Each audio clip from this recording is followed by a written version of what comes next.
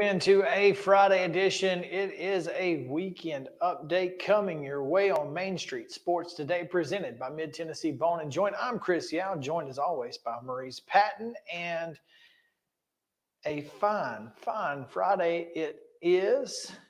Hasn't been that way all day. Did start out a little dreary and rainy, but the sun is out here in Columbia, and we are excited for this edition of the show. Mo, what's up? Hope it's out to stay. According to my everything I've forecast, seen indicates it says it is. So yes. let's hope and pray, and all the things that keep your fingers crossed. That's right. And toes crossed. Whatever else it takes for the rain to at least stay away till after tonight's game. Yeah, till at least around 11. 10. That's well, I want to get home and be. I don't necessarily mind driving in it. I just don't want to stand in it. Yeah. I feel you there. So, got a lot of great stuff coming your way on the show today.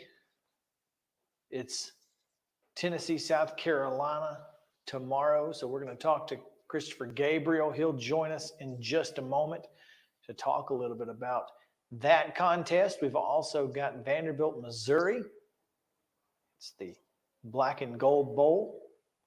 We'll talk with Chris Lee of Southeastern 14 about that one, and perhaps any others that we may want or need to get into. We've also got, of course, the Daily Titans update from Terry McCormick. Traylon Burks has been ruled out for this Sunday, so that's unfortunate. Mm-hmm. So plenty of stuff to get to. It's going to be a great show. We're going to get right into it because we have results from yesterday, this weekend's schedule, all coming your way right here on The Rundown. This is The Rundown. High school football action from Thursday night. Loretto defeated East Hickman 24-12 in Region 5-2A play. Also, Riverdale defeated Cane Ridge 49-7. Oakland with a 49-7 win over Siegel. That was on Main Street Media Radio last night. And Stewart's Creek defeated West Creek 45-14. In volleyball action, it was Gallatin 3, Beach 1. Battleground Academy with a 3-0 win over Grace Christian of Franklin. Culleoka defeated Hampshire 3-1. Loretto fell to Florence Central of Alabama 2-1, but defeated Florence, Alabama 2-1. Do they play best of 3 in Alabama? No, the tri-matches are 3. Oh, The tri-match, you only play 3 because there's 3 matches. Yeah. Okay. Overton defeated McGavock 3-2. Lawrence County with a 3-0 win over Columbia Central. Providence Christian 3, Middle Tennessee Christian 2. Siegel with a 3-0 win over Murfreesboro Central. And Spring Hill defeated Coffee County 3-2. Girls soccer action. Antioch down Middle Tennessee Christian 10-4. Oakland, a 1-0 winner over Brentwood. Beach and Centennial played to a 0-0 draw. Northeast of Clarksville 9, Christian County, Kentucky 0. Columbia Central, a 3-1 winner over Dixon County. Cornersville doubles up Richland 4-2. It was Father Ryan 2, Christ Presbyterian 0. Culleoka, a 4-2 winner over Zion Christian, and DCA shuts out St. Cecilia Academy 8-0. Hunters Lane with a shutout of Ezel Harding. Fairview 5-0 score there. Fairview was shut out by Nashville Christian 2-0, as was Friendship Christian by Forest 4-0. Lawrence County with a 2-1 winner over Giles County, and McGavock was a 4-2 winner over Glencliff. Mount Juliet edged Gallatin 1-0. Portland blows out Greenbrier 9-0. It was Providence Christian 9, Franklin Christian 4. Rossview 2-1 winners over Page. Smyrna 2-0 over Lebanon. Spring Hill a 4-0 winner over Coffee County. Got plenty of big wins for the Lady Raiders over Coffee County yesterday. Summit falls to Lipscomb Academy 6-0. Tullahoma 7-0 winners over Riverdale. It was Valor Collegiate 3, Franklin Academy 0. Creekwood 3, Waverly 1. Station Camp 9-0 winners over White House, and Stewart's Creek defeated Wilson Central 3-0. In Major League Baseball on Thursday night, the Brewers defeated the Cardinals 3-0. The Marlins and Mets were suspended in the top of the 9th inning at Citi Field with Miami leading.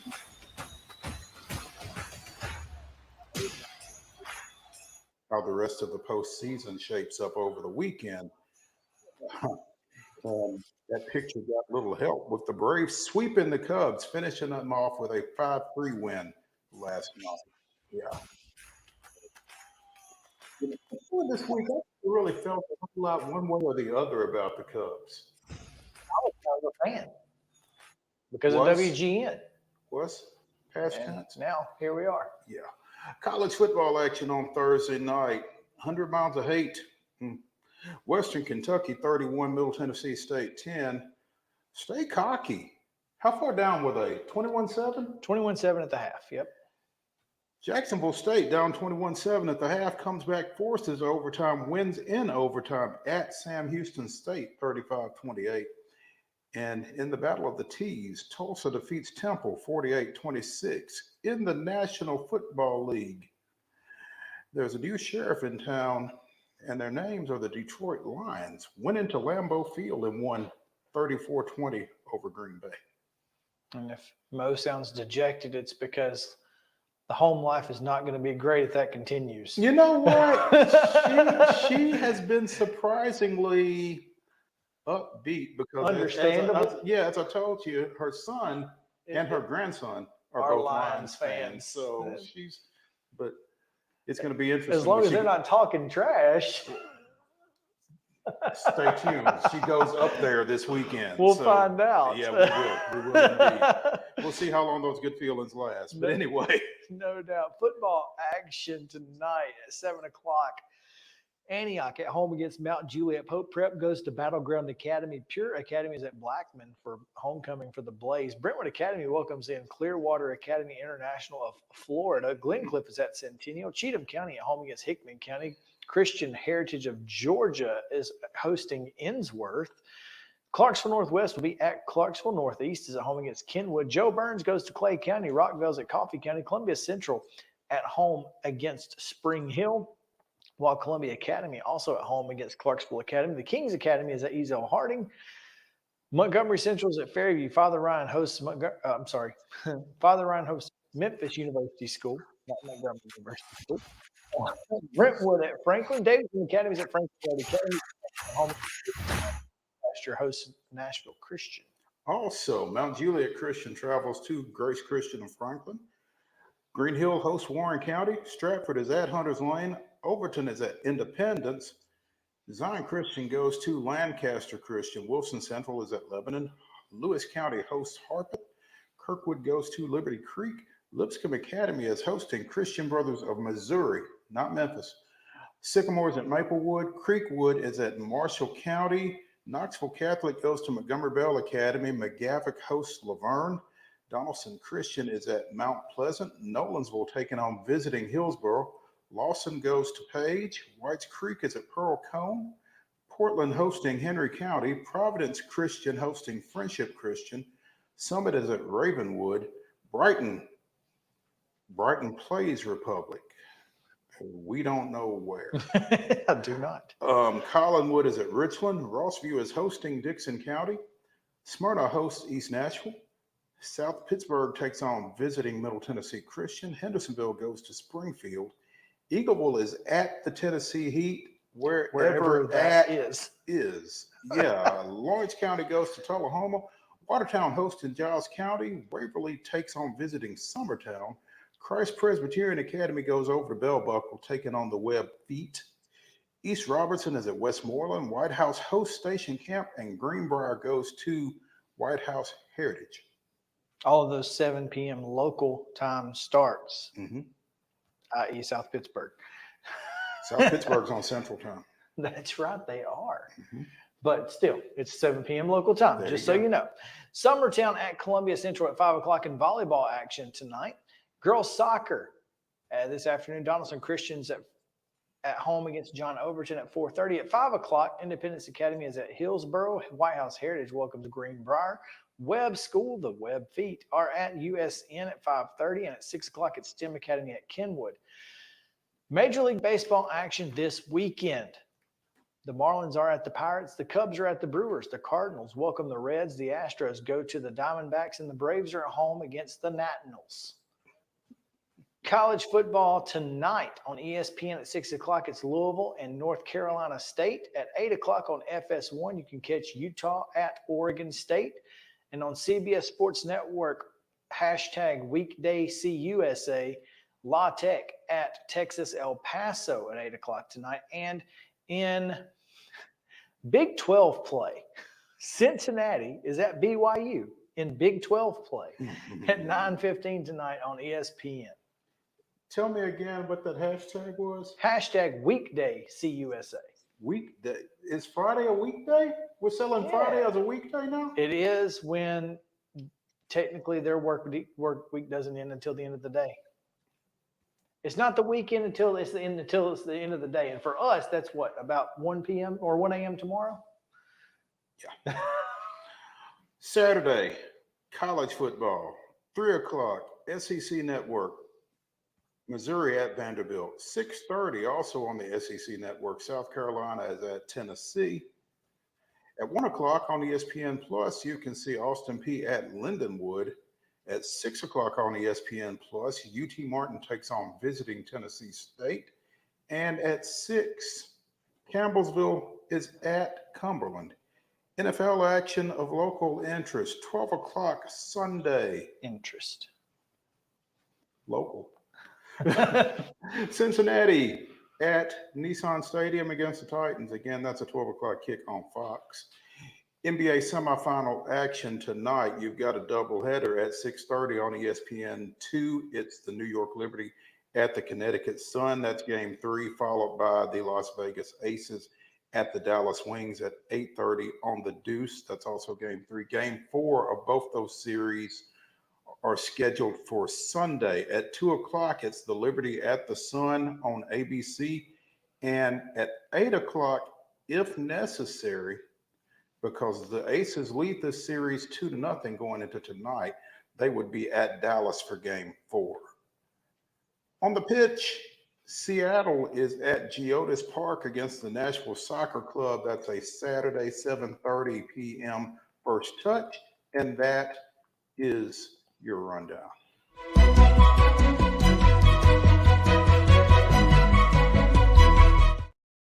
Top story brought to you by our friends at Piggly Wiggly and Neely's Mills Shopping Center here in Columbia. Don't forget to go by there if you're looking for lunch. They've got a great option. They've got fresh meats, vegetables, cobblers. You can pick and choose, create your own, whatever you want to do. Meat, vegetables, all cobbler, whatever you want. You make the choice. It's your lunch. Eat it however you like. They've also got fresh hand-cut meats in the meat market in the back, also fresh produce, and it's all cost plus 10 at the register. So make sure, again, to go see our friends at Piggly Wiggly and Neely's Mill Shopping Center in Columbia.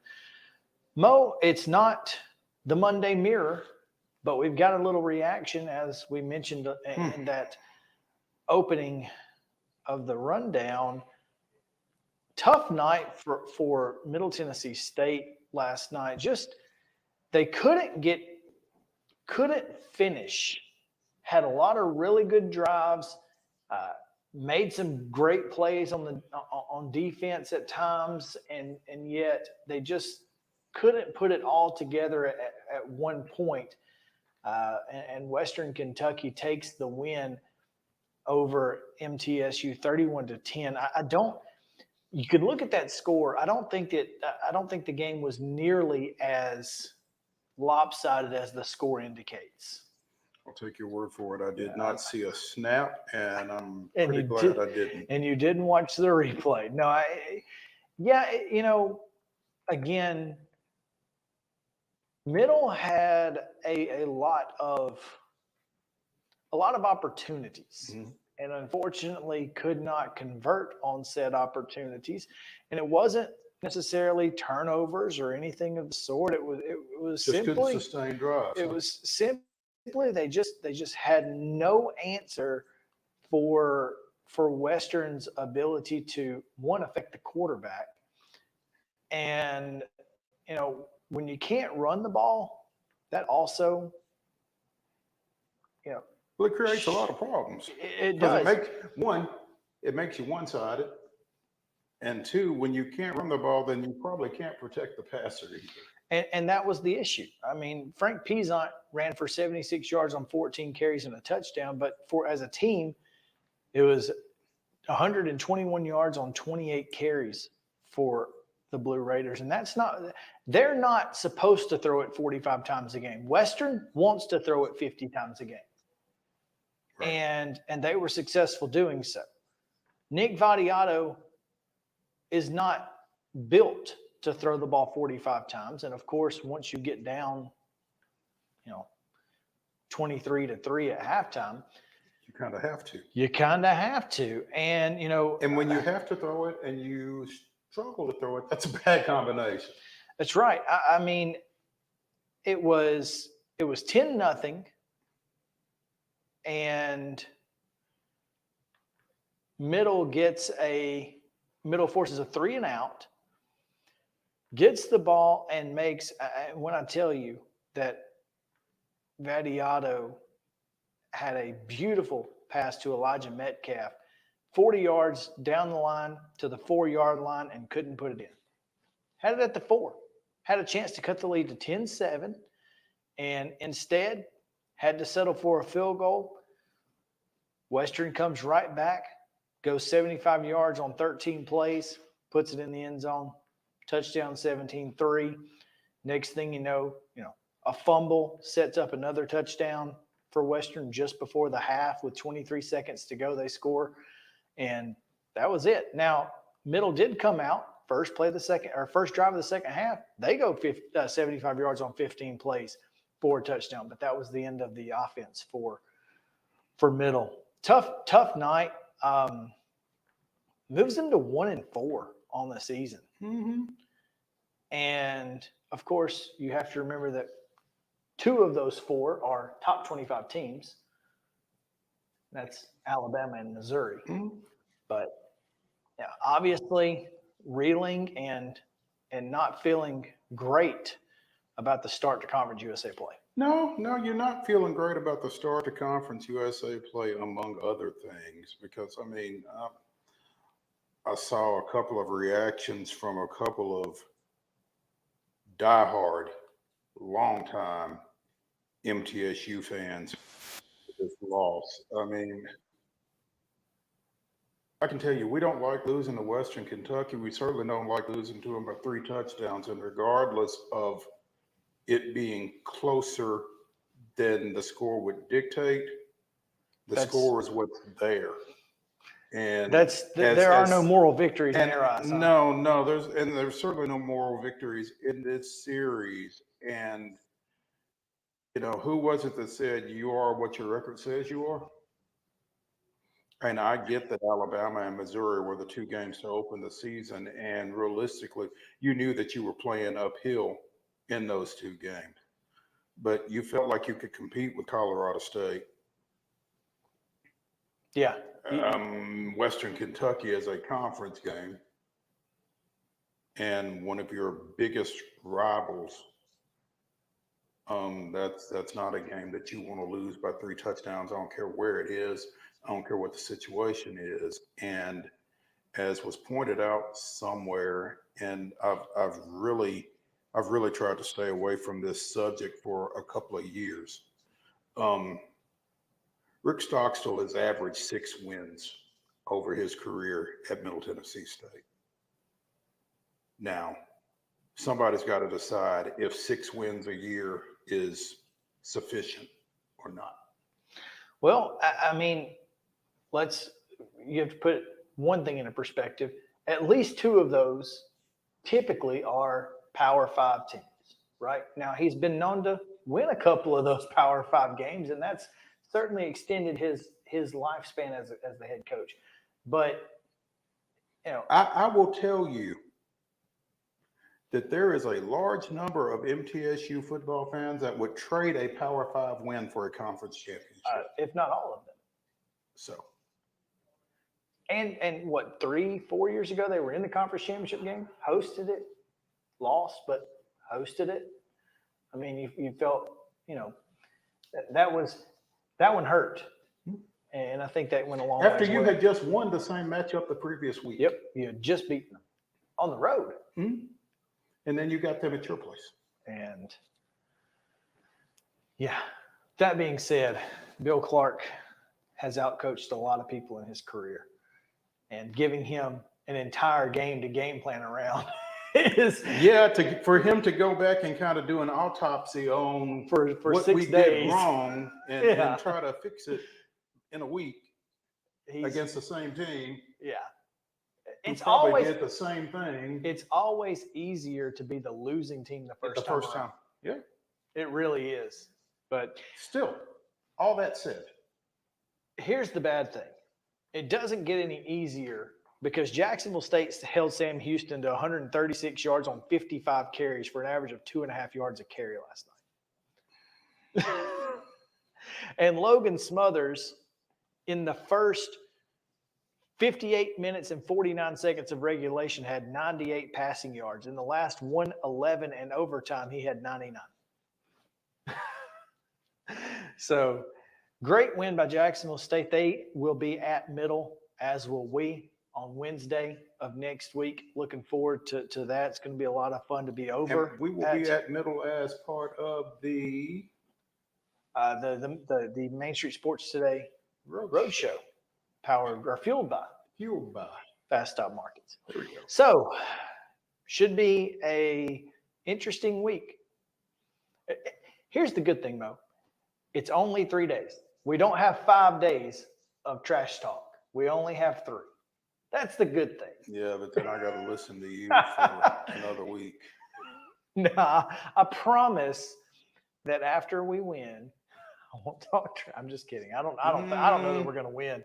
Again, Sam Houston had scored 10 points on the year coming in, and they scored 28 last night. So I'm just saying. Anyway, we got to take a break because Christopher Gabriel is standing by. We're going to talk to him about the VOLS right after this on Main Street Sports Today, presented by Mid-Tennessee Bone and Joint. Come back to the Lee Company studio in just a moment.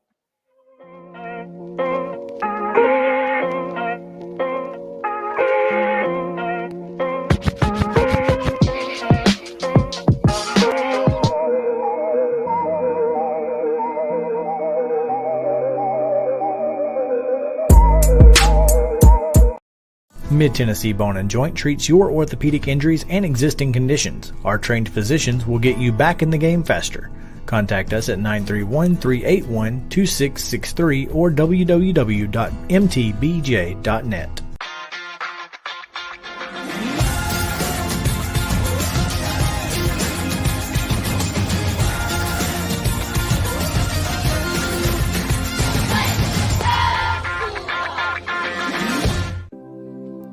Custom Stone Handlers supplies over 600 distributors and suppliers with quality stone products. Along with River Stone, we produce and distribute over 100 building, landscape, and other bulk products. Our goal is to provide quality products, service, and partnerships to ensure our customers' success. We firmly believe that the measure of any person or company is how they treat other people and customers. Give them a call at 931-490-4990 or visit CustomStonehandlers.com. Mockingbird Title and Escrow is an attorney-owned and operated full-service title company in Middle Tennessee. We get your deals closed without worry and fuss. We're a family business that offers the highest level of expertise in our industry when it comes to closing and funding your real estate transactions. And it's a job I really love. I'm passionate about this. I'm enthusiastic about this. I like to think we're pretty well-rounded and can deal with a wide range of needs and a wide range of clients. Call 615-274-8698 today. With Lee Company technology, the best handymen are hands-off. Lee Company techs have been using visual findings and other smart technology tools for years to add transparency and virtually take customers along. You see what we see, whether we're in a crawl space or on a roof. With Lee Company, technology helps us help you, no matter what's happening in the world or at your house. Piggly Wiggly, located in Neely's Mill Shopping Center, is Columbia's locally owned and operated Cost Plus 10 grocery store dedicated to serving the community with low prices and smiling faces. Piggly Wiggly offers fresh, hand-cut meats daily as well as daily hot plate lunches from their deli counter. You're certain to see smiling faces and a helping hand when you're here at Piggly Wiggly. Come by and check out our fresh produce, high-quality meats, and more. Down home, down the street, we'll see you at the Pig.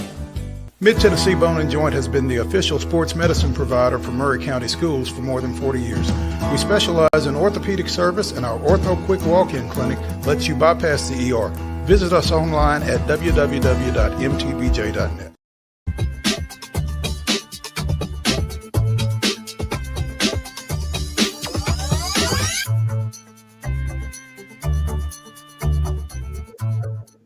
In Main Street Sports today, presented by Mid-Tennessee Bone and Joint. Mo Patton, Chris Yao here on this Friday edition as we get you ready for the weekend coming up in college football. And we have plenty of great matchups to talk about. We'll pick 10 of the biggest matchups across the country later in the show. Stick around. We'll get to those against the spread, so you will know who not to pick.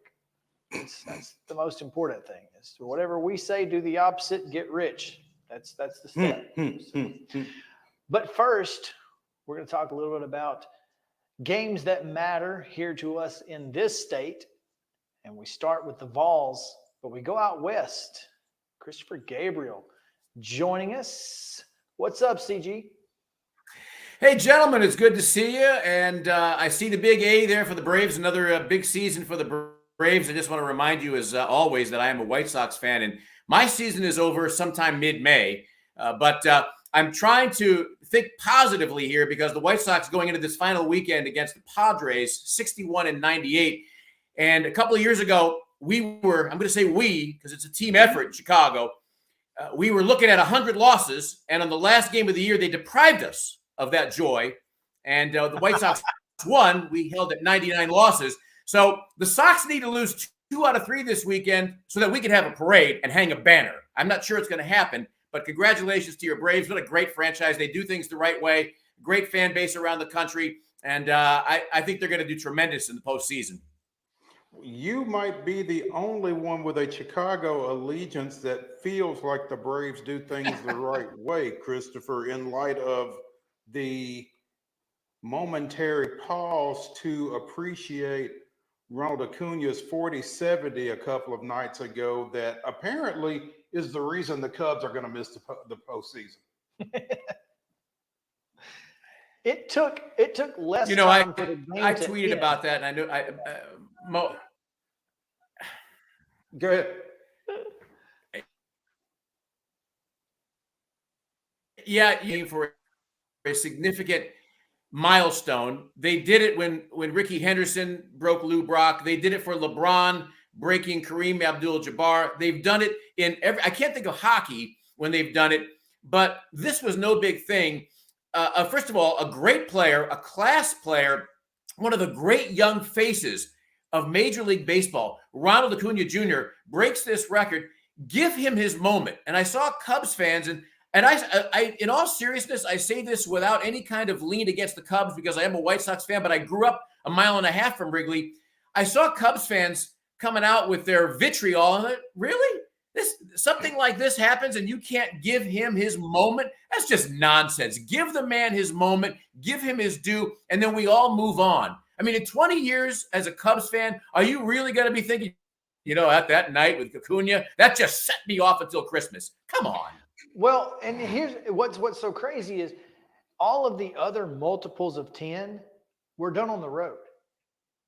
He hit 40, 50, and 60 all on the road. So this was the first time that he had hit or created a club with a multiple of 10 in Atlanta. That's why they did it. It wasn't because he broke. Yeah. He didn't break a record. He broke his own record. Every time he steals one, he breaks his own record. But like that was why they did it, because it was the first time they had an opportunity. Chris or Mo, can you just answer me before we can talk about the Vols? Nope. Can you honestly answer me one question? What is it like rooting for a real baseball team? Man, I will tell you that it makes the losses a lot tougher to deal with just because you become so unused to them. We've really gotten spoiled. So, and here's the thing, yes. Very well, CG, that battered Vol syndrome is a thing. It is absolutely the same thing with Braves fans. Oh, yeah. Yeah, you're waiting for the other shoe to fall. Is it really? Okay, I didn't know that. You're you're here and you're like, all right, here we go. And in 21, none of us expected to win the World Series. Not as long as Will Smith was closing ball games. We had no expectation, so it was all great. And now it's like, okay, when's how are we going to lose? How are we going to screw this one up? 98 Braves all over again. 96 Braves all over again. So I don't know. We'll see. And the thing about it is, Chris, for nothing. And you're so right about battered Vol. Yeah, you're so right about battered Vol syndrome because, it could be the first series of the game. Joe Milton throws an incompletion. You got fans going, "Oh, come on, here we go." And here we go. Just calm down. Everybody calm down. It's going to be fine, and it's going to be fine tomorrow night. Well, tell us more about that. Because, at one time, I felt like if Tennessee scored 50 in this ball game, it would be because they couldn't score. They couldn't score 60. Now I'm not sure they can score 30. But, tell me why everything's going to be all right tomorrow night. Well, I think it starts with the defensive line for the Vols and the offensive line for South Carolina. I'm not breaking news that South Carolina's offensive line is probably, maybe not even arguably, the worst in the SEC. And I'm thinking, I know that Vanderbilt is still in the conference. I just don't think they're very good. And if the Vols have shown one strength defensively, it's a lot of speed on the outside, which we haven't seen in Knoxville on defense in a long time. They get great pressure. Sometimes, if anything, if there's a downside, is that sometimes when something goes east-west, they over-pursue. They go a little too far, and somebody cuts it back. We saw that in the Florida game, and we start seeing guys getting deep runs that, quite frankly, shouldn't get deep runs. I think offensively, you look at this team, they're averaging 35 points a game, 460, 465, somewhere in there in total yards. They're 5th or 6th in overall offense. The offense, even within the fact that Joe has missed some throws, he's missed some guys, the offense has been pretty good. It hasn't been great. I think it can be great.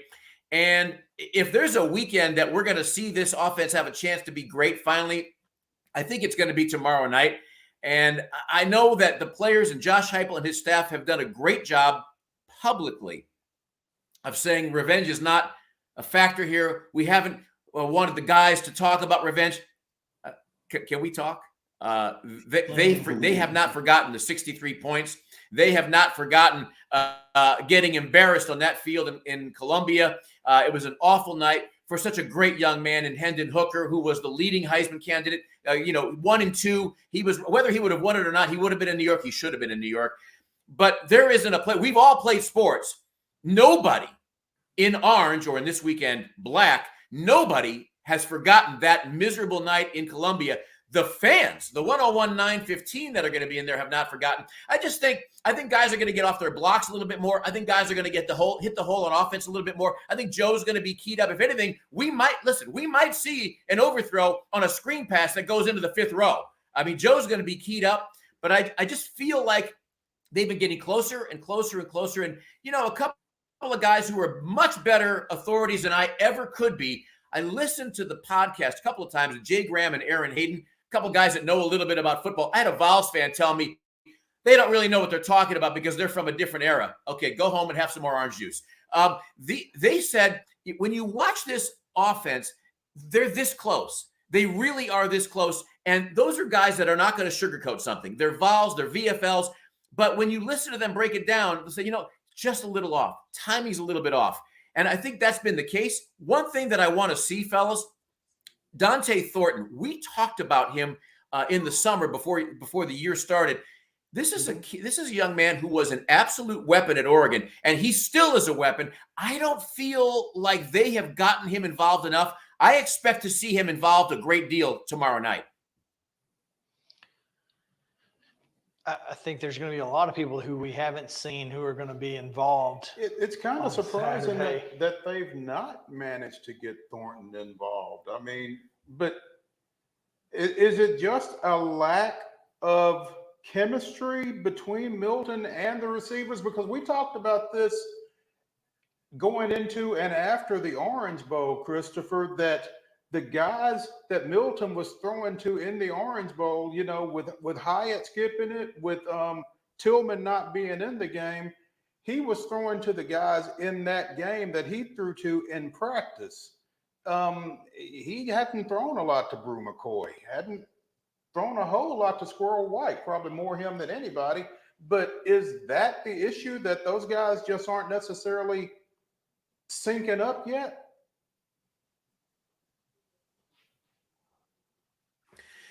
Boy, I think that's a possible reason, Mo. I really do. And I know that you guys have probably talked about it, and I try to check in with your show as often as possible. And I've probably missed you or one of your other guests saying it. But one of the things that we've heard, whether you're talking about Brew, Squirrel White, Ramel Keaton, Dante Thornton, whomever, is we keep hearing, well, this team doesn't have a Jalen Hyatt. I would counter with, how do we know?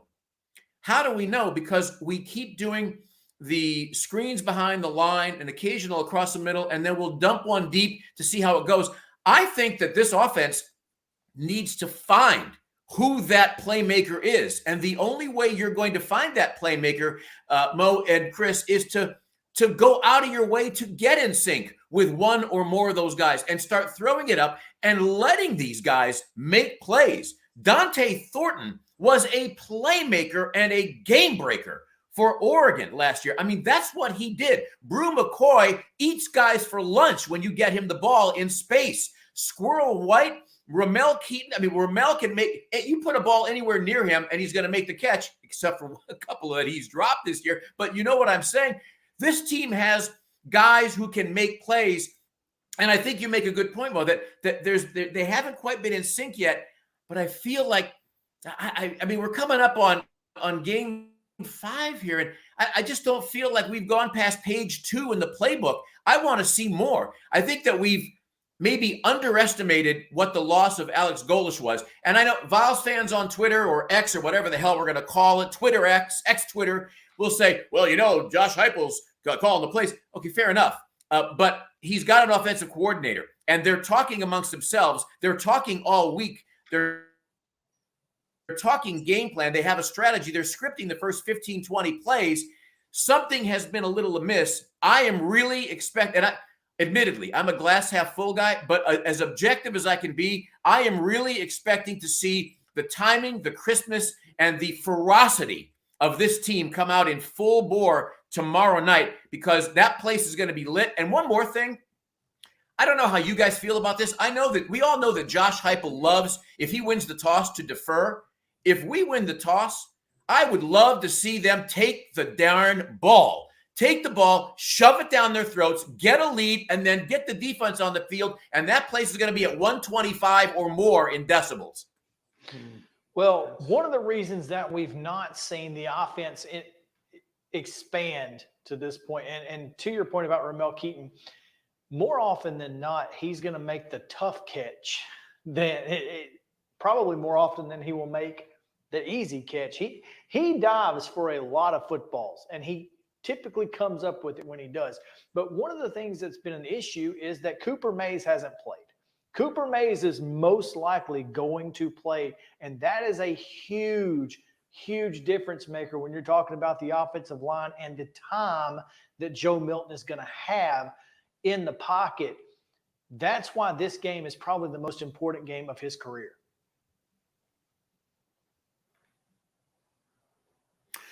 It's a great point, and it's I'm glad you brought it up and reminded me, because we've seen for a number of weeks now, and I'll preface this by saying I love Josh Heupel, but we've seen Cooper on the sideline, we've seen him warming up, and then we don't see him play, and then the following week we hear Josh Heupel say, well, he's feeling good, he's had a good week, he's had a good week, we feel like he's ready, and then he doesn't play.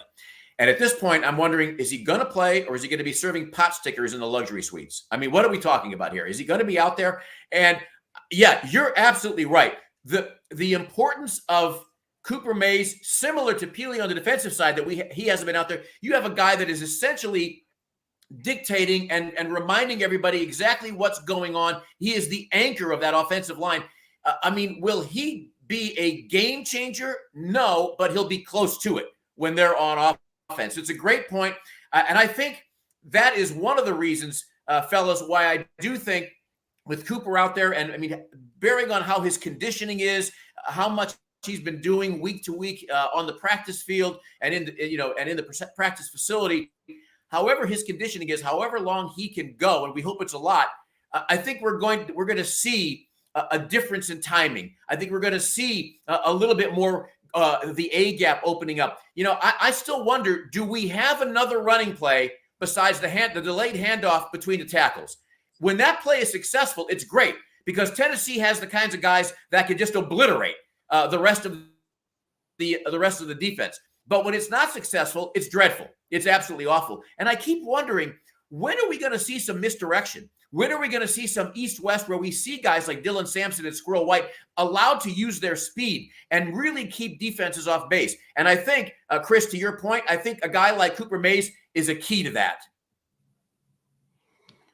Christopher Gabriel, huge VFL, host of the Christopher Gabriel program on KMJ out of Fresno, joining us here on Main Street. I'm sorry? How about them Bulldogs? Oh, yeah. We'll get to that in a second. Joining us here on Main Street Sports Today, presented by Mid-Tennessee Bone & Joint. And Christopher, Chris asked me a question earlier this week, sir. And I want to ask you. Is Spencer Rattler the most, what was it? Important? The most important player in the Southeastern Conference to his team?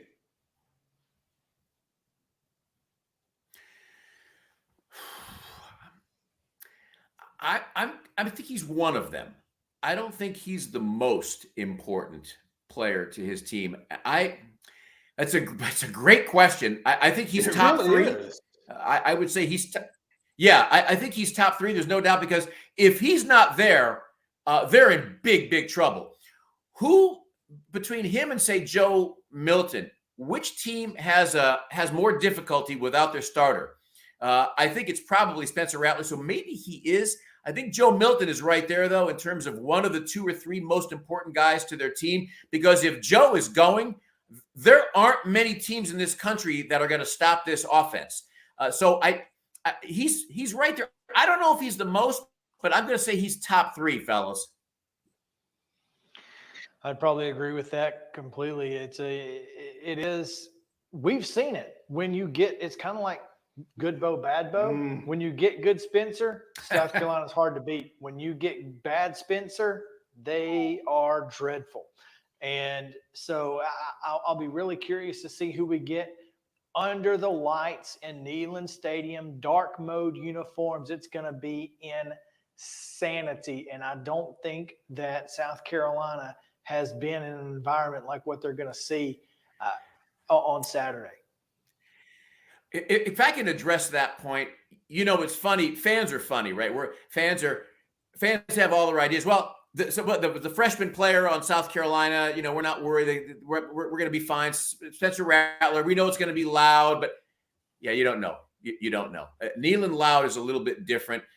Last year, they showed decibel meters at places like LSU in Florida, and at their peak in some of their big games at home in Death Valley in the Swamp, it was at 107, 108. Neyland was at 125. I don't know what they rate. I think it was 118 against Oklahoma, 120, 121, but whatever it was. But I've been at field level in all those stadiums that I mentioned. I've been at field level at Husky Stadium in Seattle, at Autzen Stadium in Oregon. I say this objectively, fellas.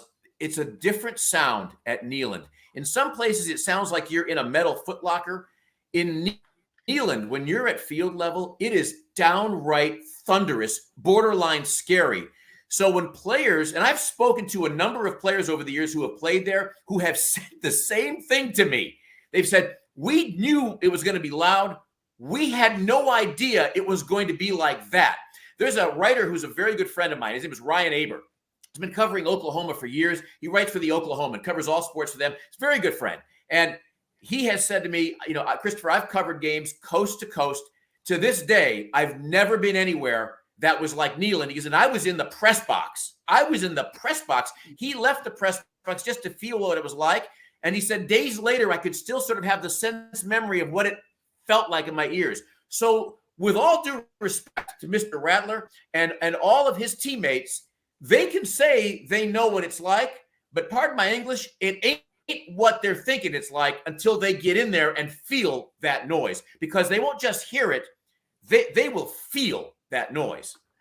Texas San Antonio coach Jeff Traylor, after their 45-14 loss last weekend, it's the best environment in college football. It was incredible unless you're a road runner or you're a quarterback trying to communicate, or if you're a linebacker trying to communicate to your down people. They have a great home environment there. It's incredible.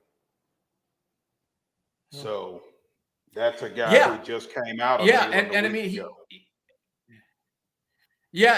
right. It's funny you mentioned Fresno State. There's a lot of friends of mine and both just friends and media colleagues who were in Neyland when Fresno State went there about 10 years ago, whatever it was. And to this day, they talk about what it was like. One of the things they talk about is how friendly everybody was. And I said, that's because you didn't have Georgia or Florida or Alabama on your shirt. But they talked about how friendly the folks were, but how deafening it was, and how, Fresno State, Valley Children's Stadium, used to be called Bulldog Stadium, is a very loud place. Half the stadium is below street level. And folks here will say, oh, CG, you haven't heard what it's like. And when Bulldog Stadium is loud. Yeah, I have. And when you go to Neyland, it is a different feeling. And now those folks have that whole opening with the fireworks and the lights off and the lit up tee. And I mean, it's nuts in there. The problem is if the Vols don't capitalize on that environment and get behind early, it just like in any stadium, it decompresses it a little bit, and everybody has to sort of reprime the pump, so to speak. That's why they need to take the football, put it in the end zone, and go from there, right? That's exactly so. Yes. Christopher Gabriel at CG Program on Twitter, Twitter X, whatever we want to call it. We're calling it Twitter. We're calling it Twitter. I'm just going to tell you, we're sticking with Twitter. It's been that way for over a like decade. that. It's how we're feeling it. But we appreciate you taking time with us. Looking forward to it, and we will certainly be watching your tweets on Saturday night. Gentlemen, it's always a great pleasure to hang out with you. I love the show, and I love the opportunity. Anytime you call, I'll be happy to join you. Thank you, CG. We'll talk to you soon. All right, we're going to talk a little Braves on the other side of the break. Main Street Sports Today, presented by Mid-Tennessee Bone & Joint, returns to the Lee Company studio after this.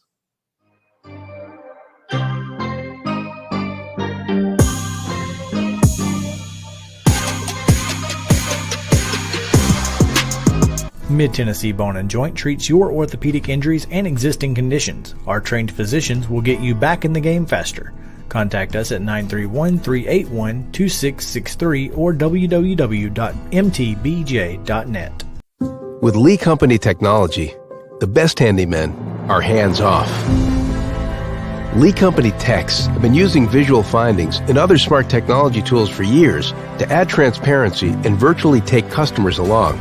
You see what we see, whether we're in a crawl space or on a roof. With Lee Company, technology helps us help you, no matter what's happening in the world or at your house. Jones & Lang Sporting Goods here in Columbia has been outfitting teams, officials, and anybody else from T-ball to college for 50 plus years. Be sure and check them out at 931-388-8060 or online at jonesandlang.com. Jones & Lang Sporting Goods, the look of a winner. Zion Christian Academy, zioneagles.org or 931-388-5731. You can schedule your appointment. Go tour their campus. It is beautiful over there, and you're definitely going to want to see it. Again, it's zioneagles.org. Give them a call, 931-388-5731, and schedule your tour today. Mockingbird Title and Escrow is an attorney-owned and operated full-service title company in Middle Tennessee. We get your deals closed without worry and fuss. We're a family business that offers the highest level of expertise in our industry when it comes to closing and funding your real estate transactions. And it's a job I really love. I'm passionate about this. I'm enthusiastic about this. I like to think we're pretty well rounded and can deal with a wide range of needs and a wide range of clients. Call 615-274-8698 today. Mid-Tennessee Bone and Joint has been the official sports medicine provider for Murray County Schools for more than 40 years. We specialize in orthopedic service, and our Ortho Quick Walk-In Clinic lets you bypass the ER. Visit us online at www.mtbj.net.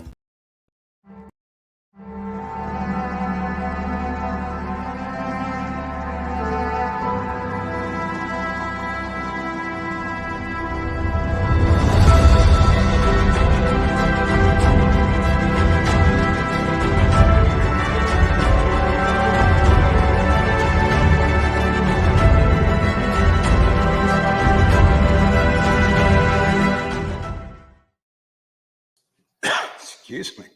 September 29th, 1973. Hank Aaron's 40th homer of the season, a 3-run shot off Jerry Royce in a 5-run fifth inning as the Braves defeated Houston 7-0 at the launching pad, Atlanta Fulton County Stadium, gave the Braves 340 homer hitters and made the team the first to boast 3 such sluggers. Second baseman Davey Johnson and third baseman Darrell Evans, who hit his 41st in that same victory, had previously reached the mark. That was this day in Braves history. Seems pedestrian. 340 home run hitters, pish posh. I mean, when we've got 70 or 730 guys, it's like. And you've got, what, 4 with 35? And Ozzy's got 33? Is that right? It's ridiculous. I'd love to see him seems get pedestrian. And yet, And yet. Oh, man. This weekend, the Braves have an opportunity to become the first ever team in Major League history to have a season-long team slugging percentage of 500 or better. With 30 hits, they need 5 doubles and 3 home runs out of 30 hits. Now, that's a lot of hits. 30 is a lot in 3 games. That's 10 hits a game. But it's the Nationals. But it's the Nationals and it's the Braves. So it can happen. I would really love to see Ozzy get 2 more home runs. Ozzy hitting 2 more would be great. They need, 3 more home runs to tie the record? I think it's 3 more to go to tie the record of 307. So at Brave Stats has all this information, by the way. Okay. He has it all. And obviously the Braves have been just insane all season long. So if you don't think it's if you don't think it's possible, well, you're not paying attention. You're not paying attention. As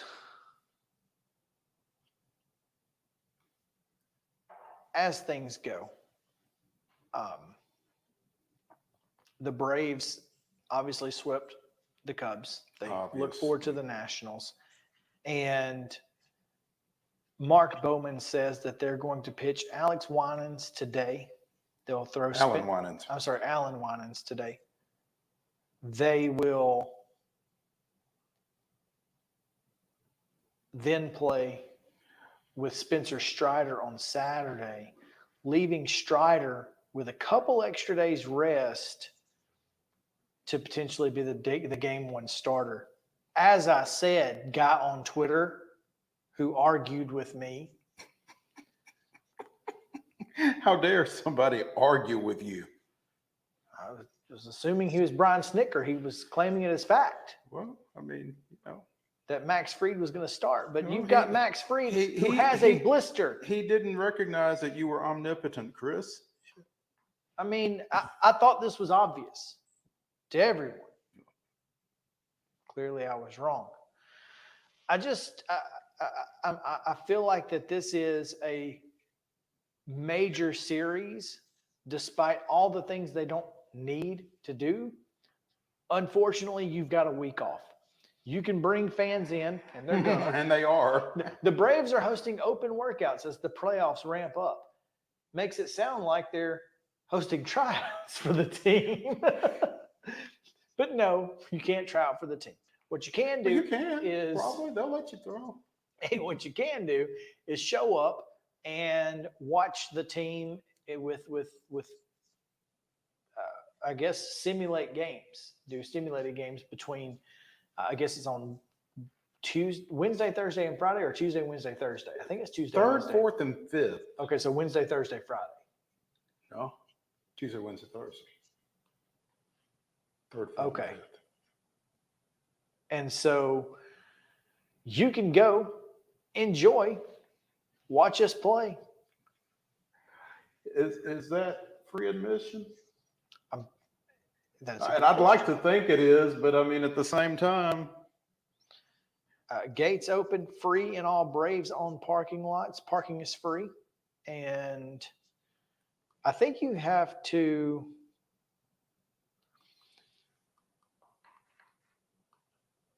Fans will only be able to claim an invitation to one of 3 postseason workout days and will be limited to 1 invitation per adult. How do you get an invitation? It's a free event, exclusive opportunity to fans to support the team as they prepare for the season. It just says claim your ticket. So I guess you can just go to the website and claim it. Okay. That's interesting. If we weren't already going somewhere next week, I would almost say let's go to Atlanta and broadcast from there because that would be really fun. That would be pretty amazing. But unfortunately, we will. We are. The road show is already pretty full. Yeah, I mean, I think it's important for this team because there are a lot of things that this team can still accomplish historically. You mean this weekend? Yes. Oh, okay. Yeah. And I think that that's important. Yeah, I mean, they've done everything they can do from a regular season aspect other than, some team and some individual accomplishments at this point. And I know that plan for accomplishments is kind of out of character for this team. But, I mean, when you've got guys like Matt Olson, who is going to end the year as the single season leader in home runs and RBIs in franchise history, and you've got a chance to have 5 35 home run hitters when nobody's ever had more than 3, I don't think. And the opportunity to put your name up there with, the 27 Yankees, for instance. And here are the things that at Brave Stats say are available. Team, 3 home runs short of the MLB record of 307. Yeah, they've got 304, so they need 4 to break. Still have the opportunity to slug 500 for the year. They're currently 501. Strider is 2 strikeouts short of the team record of 276, 1 win short of 20. If he wins on Saturday and gets 2 strikeouts, he will be a 20-game winner and hold the Atlanta record for strikeouts in a season. Acuna is 2 home runs short of the first ever 43-43 season. Nobody's ever hit 40. Of all the guys who hit 40-40, nobody hit more than 42 home runs. And no one stole more than 46 bases. So, and then Riley and Ozuna both have the opportunity to go 40-100. In addition to that, That's 100 RBIs, right? yes, 4,100 RBIs. Acuna is also, what, 4 runs short of 150? Yes, he is 4 runs short of 150, which is insane. And finally, If he goes 40, 100, 150, nobody will ever do that. Ever. And I wish I had it. There was one other thing that Ronald could do, and I don't have it available to me. But oh no, it was Austin Riley. Only 2 Braves in history have ever had 3 consecutive seasons of 20 doubles, 25 home runs, and 90 RBIs or something. It was like 3 or 4. It was only 2 people. It was Chipper and Austin.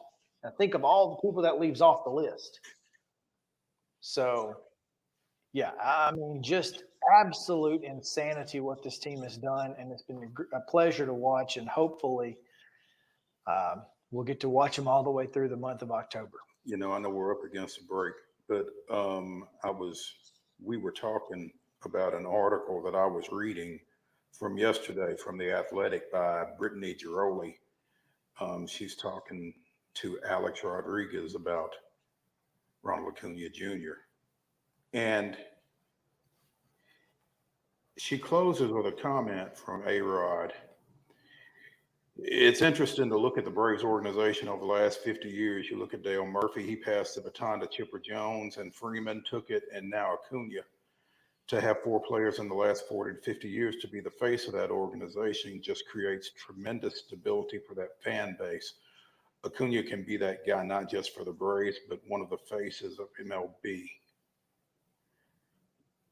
Is the Atlanta fan base willing to allow Ronald Acuna Jr.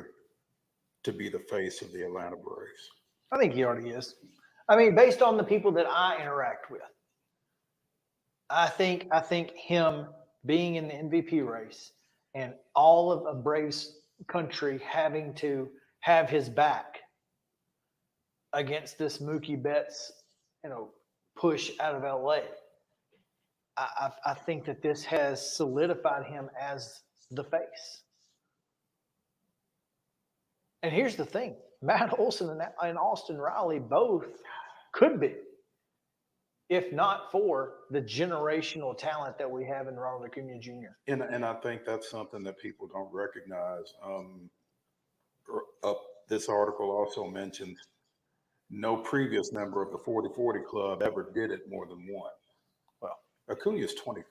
I think he'll do it again. He may do it more than again. More than again. Yeah. So not 1, not 2, but yeah. Yeah, it could be so many. So I'm looking forward to seeing the rest of his career. Hopefully he's an Atlanta Brave forever. If not, he's at least one for the next 5 years. So enjoy it while we've got him. Let's take a quick break. Terry McCormick's right after this short break on Main Street Sports Today.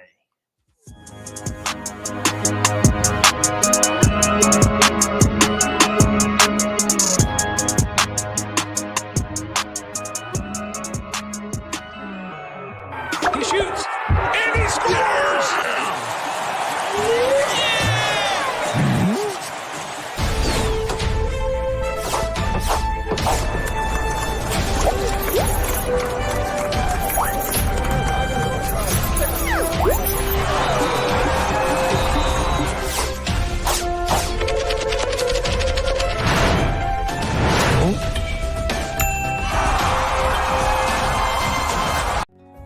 Since 1975, Mid-Tennessee Bone and Joint Clinic has treated the orthopedic needs of Middle Tennessee residents. The trained physicians provide surgical options and minimally invasive options to treat all orthopedic needs. The walk-in clinic, OrthoQuick, helps you bypass the ER while treating sports injuries and acute needs Monday through Saturday. Visit MTBJ online at mtbj.net or on social media at Mid-Tennessee Bone Joint Clinic.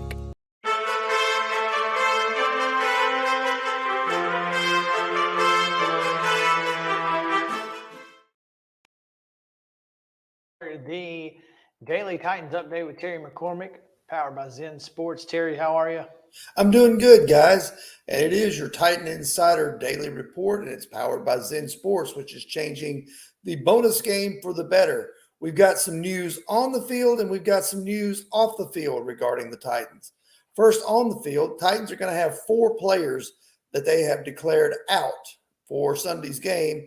And the biggest one of those is Traylon Burks, who did not practice Thursday or Friday. Now, Vrabel is saying that it's not a re-aggravation of the knee injury that he suffered up in Minnesota in the joint practices, but that he's going to need a week or so to kind of get back and be able to do some things. So that's going to be more opportunities for guys like Chris Moore and Nick Westbrook-Akina on Sunday alongside DeAndre Hopkins. Elsewhere, Peter Skoronski, no surprise, he's out for the 3rd straight week as he's trying to get back from the appendectomy that he had, where he had his appendix removed. It's a situation where he was cleared to return to some football activities. He's working out, trying to gain back the weight that he lost during the procedure and the after effects. Then Elijah Molden and Luke Gifford, both out with hamstring injuries. And then 2 guys are questionable, both members of the defensive line, which they're going to need to pressure Joe Burrow on Sunday. That is Tierre Tart with a knee and Danico Autry with a groin. So that's your injury report and where the Titans stand there. Off the field, Titans got a little bit of maybe unexpected news today. Nicholas Petit-Frere had 2 games knocked off of his suspension, so he's going to be back starting Monday. And he'll be ready. He was allowed back in the building last week, and he'll be back on the active roster as early as Monday. Wow. And so he could play, he would be allowed to play next week, correct? He would be. He could come back and play against the Colts if the Titans so choose. And certainly with the status of this offensive line, I got to think that that's at least a possibility if he's anywhere near where he needs to be conditioning-wise. Where would he play? Good question, because Chris Hubbard has actually been probably one of the more consistent of the 5 offensive linemen that they've had so far. So it may be a situation where he's active, but he's the swing tackle for a week or so until they feel like he's ready to go back in the lineup. Because I know he played left tackle in college, but it's a little different playing it in the NFL. He probably is more suited to be a right tackle in the same way that people say that Peter Skoronski may be more suited to be a left guard than a left tackle. That said, unless Andre Dillard picks it up a little bit this week, one of those 2 guys could be your left tackle pretty soon. Somebody else is going to be the left tackle. We don't know who, but it's going to be something. It won't be Mr. Dillard be Andre again. Dillard. Yeah. Terry, for all the talk about Skoronski bouncing out to tackle, I mean, what are the chances that MPF steps in at right and you move Hubbard to left? Yeah, that's an interesting thought. That's something that I think maybe they would have to consider at least. But for most of his career, Hubbard has been a right side guy, or he's been a swing tackle. So he probably has played a little bit on the left. But I would think that between Skoronski, Petit-Frere, and Dylan Radins, that one of those 3 would probably be in line to play left tackle before Hubbard would be. At least you suddenly got a little depth there. Yeah. The offensive line depth certainly looks good. If you can just find someone who can be somewhat useful at the left tackle position. And really, it feels like, Chris and Terry, that's all that they need. That's is it. someone to don't suck. To not suck. Just, yes. And here's the thing. Here's the thing that I think offensively that Tim Kelly and Mike Vrabel and Ryan Tannehill need to get together and have a discussion about. We know that Andre Dillard is not capable of blocking a lot of guys one-on-one that are elite upper-level pass rushers like Myles Garrett, like Hendrickson that's coming in this week, like Bosa was, like they're going to see with TJ Watt. I think we can all agree on that. But the best way, there are a couple of ways that you can combat that? One is a lot of three-step drops and getting the ball out quickly, right? We've not seen a lot of that. I think that's something they need to consider. Going with shorter passes, quicker drops so that Tannehill can get the ball out and not have to worry about, the pass rush coming in on him. The other thing is, and we've maybe seen this on one drive this year, I think, one of the best ways to affect a pass rush and a defense that's dominating you is to start going a little no huddle. Wear those guys down. Play 10 plays in a row and see how it feels. What do you guys think? Hey, that's not a bad idea. I like both those ideas. My thing, Terry, and it kind of goes back to some conversations that we had last year. Getting the ball out quick only works if you've got receivers that can get open quick. And how many receivers do we have that can get that kind of separation in a three-step drop situation? Well, it's funny you should mention that. Not only is Petit Ferrer coming back, but Vrabel said Kyle Phillips is coming off IR next week. So, yeah, of all the guys that they have, if Burks is not available, of all the guys that they have, I got to believe that Phillips might be your best bet in that role. A lot of great things coming next week. Yeah. Not gonna They just got to find a way to get through this week. Yeah, you got to find a way to get through this week, and Joe Burrow will be playing. Now, whether he's 100% or not, that remains to be seen, but we'll find out on Sunday at noon on Fox. Terry, tell them about Zen Sports. All right, be glad to. Zen Sports is the new sports book in Tennessee, and it's revolutionizing the way you earn sports betting rewards. With Zen Sports, your rewards are cash rewards. You bet with real money, and now you're rewarded with it too. Earn a whopping 5% cashback welcome bonus for your first 15 days when you sign up with code MAINSTREET, MAINST. Keep betting and keep earning every month after that with up to 3% cashback rewards on your betting volume. And best of all, earn cash commission on your referral bets with Zen Sports' referral rewards program. Zen Sports, betting just got better. Gambling problem, call 1-800-889-9789. Terms and conditions apply. Must be 21 and in Tennessee to bet.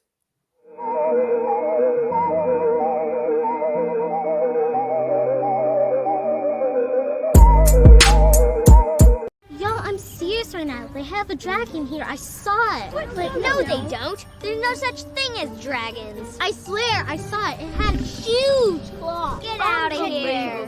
It had eyes as big as the moon. Come on, I'll show you. Wait up.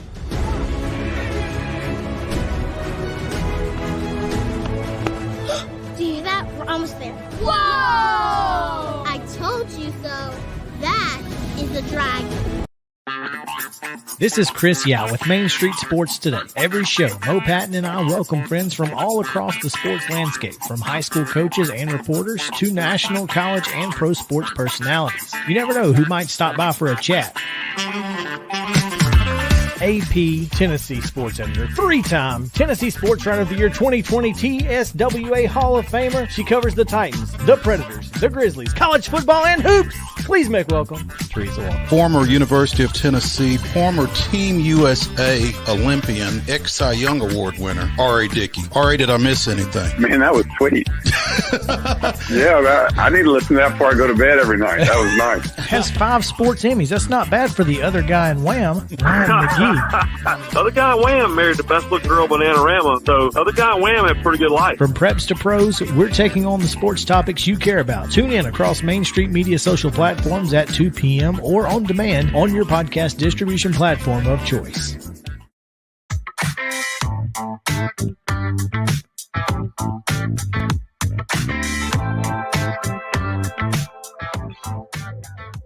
Welcome back in Main Street Sports Today, presented by Mid Tennessee Bone and Joint. A little funk for your Friday. Yeah, that was a nice tune. Little Friday funk. Yeah, that was a nice tune. Yeah. I like that one. That one was new, and we're testing out some new stuff here. So That's a keeper, JK. yeah, make sure to keep an ear out for the new music as Justin has been tooling around throughout the interwebs Mm-hmm. to grab some stuff. Right now, we're going to go to our friend Chris Lee of Southeastern 14 for now.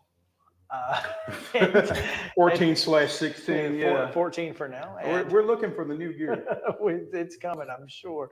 As we talk a little bit about Vanderbilt as they welcome Missouri to First Bank Stadium this weekend. Chris, how are you? Hey, good afternoon. Thanks for having me. No, thanks for joining us, Chris. What is the mood around First Bank Stadium, around the campus heading into this matchup against a top 25 foe coming off of got to be a disappointing performance against Kentucky last weekend? Yeah, not great. This is 5 weeks in a row where they have failed to cover the spread, which, this was not a team where you were seeing Vanderbilt get top 25 votes or anything. So the expectations weren't great, and they have managed to underachieve them so far. I think if you watch Clark Lee's press conference this week, it felt a little different than the other ones. It felt like some guys were being put on notice. I think particularly the quarterback was being put on notice, and maybe some offensive teammates. So I'm going to be very interested to see how it looks tomorrow, because I think it's either going to look different out of the jump, or it won't take long to look different if things don't go well for them early. They certainly have other options at quarterback. Yeah. They do, including a guy that they inherited as a starter who started a year and a half, started all of 2020 and had, 300-yard passing games without much of a supporting cast. And he got hurt, I think, in 2021, had 3 different injuries and just never was able to regain his job and didn't play a snap a year ago. And frankly, I thought had a pretty good fall camp. And honestly, they're lucky that Ken Seals stuck around, because I think he could have gone other places and played. He loves that school. He loves his teammates. He likes the coaches. And so they've got, I don't know if you call it a luxury, but they've got a piece that maybe I think on 99% of most rosters wouldn't be there. And I think we will see a lot of Ken Seals tomorrow. And if not him, I suspect it'll be Walter Taylor, who's got a lot of raw talent. He's a big 6'7" lefty and can really sling it, but I think it is undeveloped at this point. And so I don't know what that looks like in a game, but again, I think we're going to see one or maybe both those guys tomorrow, depending on how it goes. So regardless of how it goes, you think there will be multiple quarterbacks to take snaps tomorrow? Well, I guess we'll see. I just think we're going to see somebody different than whom we've seen. Because you don't expect it to go well early. Again, go back and listen to Clark's press conference. He was a little bit more pointed than he normally is and read between the lines a little bit. I think you're going to see a quarterback or quarterbacks get a shot tomorrow that maybe we don't see out there most weeks, but we'll see. Well, Missouri comes in riding high, 4-0, ranked number 23 in the country, and that's not a place that they've been in recent years. I wonder how much of an effect that has on them mentally, and does it bode well for Vanderbilt, who's obviously been less than good in games against top-tier opponents this year versus last year. Yeah, and here's a weird thing, guys. Last time Missouri was in this spot ranked, it was 2019. Missouri was 5-1. Next opponent was a Vanderbilt team that had just been awful and had lost to UNLV the week before. Vanderbilt started a different quarterback, Mo Hassan, and pulled an upset of Missouri, knocked Missouri out of the top 25. Coach lost his job after the season. And so I'm not saying history repeats itself, but this feels a whole lot like the last time both these teams were here. And Missouri's also a little bit banged up, to say the least. Brady Cook, their starting quarterback, has been hurt. Luther Burden, their best player, has been hurt. And that kid has taken some licks this year, guys. If you haven't watched it, he has really taken some hits. Now, I think those guys play. I don't think Missouri's going to come to town, and if Luther Burden and Brady Cook can go, they're going to sit. But It's interesting. That was a point of discussion this week. I think they were called questionable. And so Missouri, a team with a lot to play for, but also some key guys banged up. And another one of those would be Darius Robinson, probably their best defensive lineman. And I think there's a chance he might not play, guys. He has a calf injury that keeps bothering him every time they roll him out there. At some point, you've got to rest something like that. And I wonder if maybe Vandy gets a break and doesn't catch Darius Robinson tomorrow too. Chris, your recollection of that 2019 game against Missouri, didn't Mo Hassan take a shot to the head in that ball game and get knocked? Is that the game that he got knocked out of? You know, I think that's probably right, and I'm not sure that Mo Hassan played for them again, or he didn't start again. Mm-hmm. Yeah. That's wild. Yeah.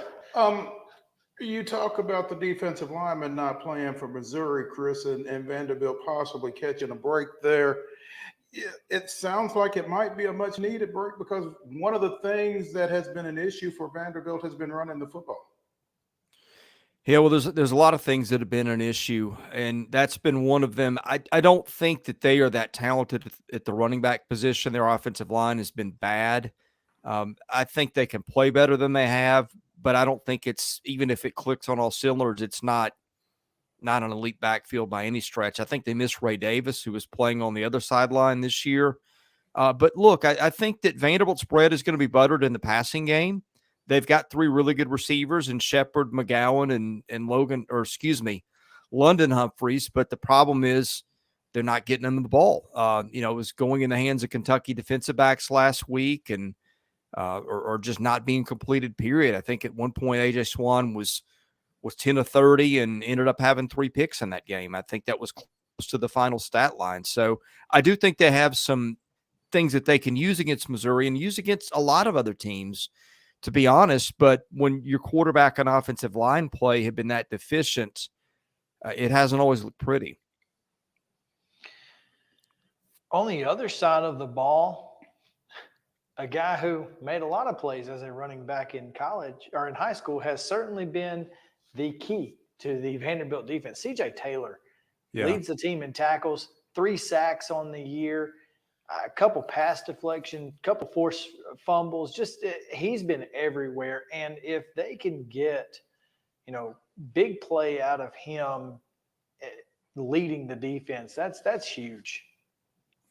Yeah, Chris, and when they won those 2 games last year over Florida and Kentucky, he was the guy that was probably the MVP of both games on either side of the ball. He makes stuff happen for a defense that needs to make things happen. And to that, I think it's worth mentioning, he plays that safety linebacker hybrid spot, and they have been so banged up at safety. DeRicky Wright has been out, played hurt a week ago.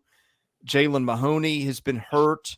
I think is questionable tomorrow, got ejected last week for targeting, although that will not carry over this week because that was 2.5 minutes in.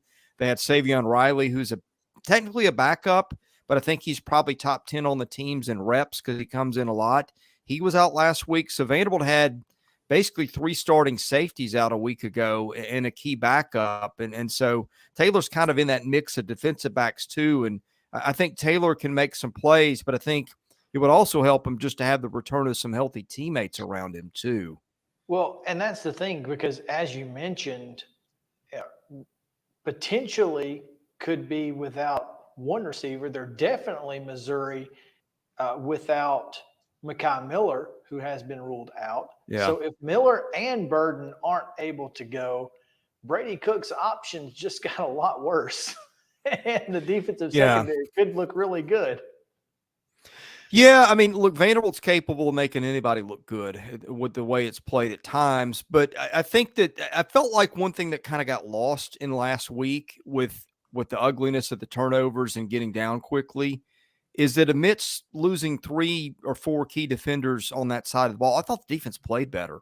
I thought they called it more aggressively. And so you get some guys back. You have Missouri down a couple of guys. And look, Mookie Cooper's been around a bit, but he's just kind of a guy. He's not a guy that you circle on your game plan and say, man, we can't let this guy beat us.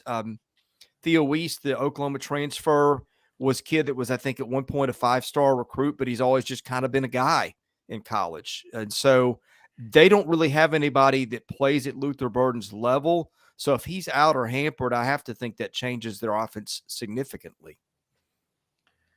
Should be interesting. Obviously, this defense has had its ups this season, and this would be a fine time to have another, Mo. No doubt. No doubt. Yeah. Yeah. Coming off of a tough loss to Kentucky that I don't, even with expectations being what they are for Vanderbilt, I don't think anybody expected that one to go sideways quite to the degree that it did. And again, 2 pick sixes. It's tough to defend. Well, look, guys, it goes further than that. They've had 9 turnovers the last 3 games. 4 of them have gone for touchdowns the other way. 3 of them have put teams inside the 20. Another one put a team on the Vanderbilt side of midfield, and another one, I think, came at the opponent's 44, so 6 yards from midfield. It's not just that they're turning it over and turning it over a lot. It's that they are turning into touchdowns or putting a team in position to kick a field goal from the second they get the ball. And look, I mean, there just aren't that many teams in the country right now. I don't know that Georgia could overcome that, and certainly Vanderbilt can't. Chris, and again, we talked earlier about A.J. Swan and his status, I guess, for lack of a better phrase. But is that part of the – how big an issue is it that he's putting the ball in harm's way in places where you can't? Oh, look, it's a huge issue. Coaches don't want to call out a particular guy, and you really don't want to call out your talented quarterback because those kids can hit the portal and be gone. But look, the second throw that he had last week, he's getting pressured. He's on the far hash, and instead of taking the sack or throwing it to the near sideline, he decides to dump it off to his safety valve, who is on the far sideline, and tries to throw it with 2 guys honing in on him, makes a throw that's probably 45 yards in the air as the crow flies. And I'm watching it in the press box going, the minute he lets it go, going, oh no, don't throw that. And Max Harrison saw it too. And he was 10 yards behind Cedric Alexander and jumped it. Now look, there was a lot of stuff wrong with that play. And it started with the protection. And maybe AJ held on to the ball too long. Maybe that's part of it too. You can't block forever. But when you're going to do that and you're going to get rid of the ball, you don't want to make a low percentage throw that, if it works, doesn't gain you a lot of yards, and it's got to travel a long time in the air, and you're not even really having time to set your feet. You're just kind of slinging it. I thought that throw was so much of what was wrong with their offense. A lot of his throws, I mean, these guys, they hadn't been tipped balls. And again, you can blame the offensive line for some of it. They've just been bad throws, and you cannot make bad throws when you're Vanderbilt. Look, Vanderbilt, if it plays its A or B game, is probably it beats UNLV, and it probably goes down to the wire with Wake Forest and Kentucky. But that's still a coin flip. So, like, even if you play your best games, you're not good enough to win those, and you're sure not good enough to win them when you were turning the ball over with the frequency and the results with which this team is. Chris Lee of Southeastern 14 joining us here on Main Street Sports today, presented by Mid-Tennessee Bone and Joint. Chris, the rest of the Southeastern Conference schedule is certainly packed with some unique ball games, and one of them being Georgia at Auburn. As bad as Georgia has looked at times, and the juju that you might see at Jordan-Hare Stadium, are the number 1 Bulldogs, are they on upset alert? Well, look, crazy stuff has happened when Georgia and Auburn have played at Auburn. But when crazier stuff has happened, Auburn has also had a serviceable quarterback. I'm not sure that it's got that right now. I don't know that I Charles trust Barkley Auburn. doesn't think so. No, well, look, and I don't think Charles is wrong. I don't think I trust them. I don't know that without help they score 10 points against Georgia tomorrow. Okay. And if you're not going to score 10 points, that defense is good, and Georgia's got some offensive issues. This isn't vintage, Stetson Bennett, Georgia, for it's sure. Vintage Mike Bobo. Well, maybe. And look, I don't think they're bad. I mean, you've got a new quarterback. He's just learning.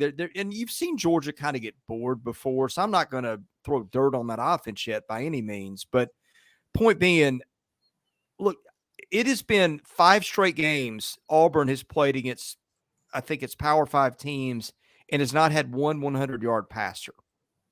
That is amazing.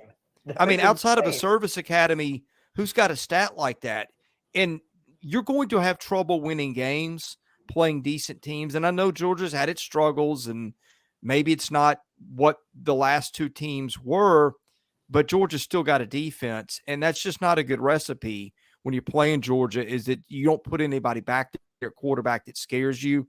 And so, yeah, I mean, it's at Auburn. Crazy stuff could happen. It's the SEC, but I just don't see it unless they either get some big plays, some big turnovers that put them in ideal field position, or much better play at quarterback than they have gotten.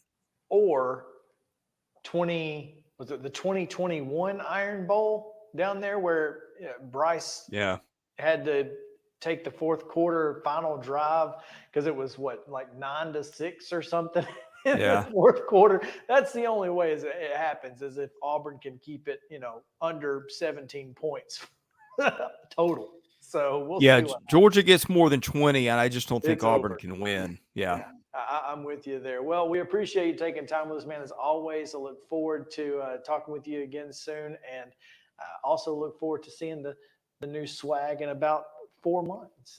It may be. I was going to say maybe a little more than 4 months. It might be more like the summer, but it's coming. To answer the question you're going to ask me that everybody asks, yes, we did buy the domain name. We did buy Southeastern 16, and we bought it a long time before all this stuff started with Texas and Oklahoma, because that is the nature of college sports. It's kind of not if but when, and so thankfully we protected ourselves against that. But yes, this time next year it'll be Southeastern 16. We'll have Oklahoma and Texas, and boy, that's going to be a lot of fun. Can't wait. Gonna be interesting for sure. Chris, we appreciate it. Hey, thanks, guys. Let's take a quick break. When we come back, we pick 10 of the biggest, most intriguing college football games. Big. Yeah, maybe not biggest, but most intriguing college football games against the spread after this on Main Street Sports Today, presented by Mid Tennessee Bone and Joint. Y'all stick around.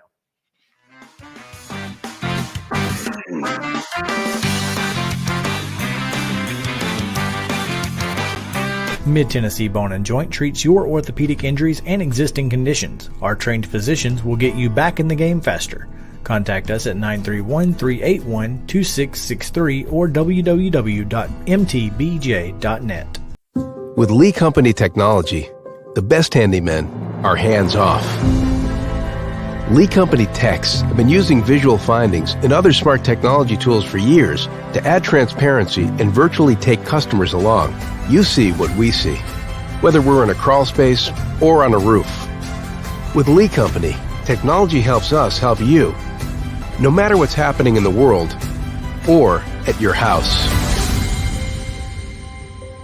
Jones & Lang Sporting Goods here in Columbia has been outfitting teams, officials, and anybody else from T-ball to college for 50-plus years. Be sure and check them out at 931-388-8060 or online at jonesandlang.com. Jones & Lang Sporting Goods, the look of a winner. Zion Christian Academy, zioneagles.org or 931-388-5731. You can schedule your appointment. Go tour their campus. It is beautiful over there, and you're definitely going to want to see it. Again, it's zioneagles.org. Give them a call, 931-388-5731, and schedule your tour today. Mockingbird Title and Escrow is an attorney-owned and operated full-service title company in Middle Tennessee. We get your deals closed without worry and fuss. We're a family business that offers the highest level of expertise in our industry when it comes to closing and funding your real estate transactions. And it's a job I really love. I'm passionate about this. I'm enthusiastic about this. I like to think we're pretty well rounded and can deal with a wide range of needs and a wide range of clients. Call 615-274-8698 today. Mid-Tennessee Bone and Joint has been the official sports medicine provider for Murray County Schools for more than 40 years. We specialize in orthopedic service, and our Ortho Quick Walk-In Clinic lets you bypass the ER. Visit us online at www.mtbj.net.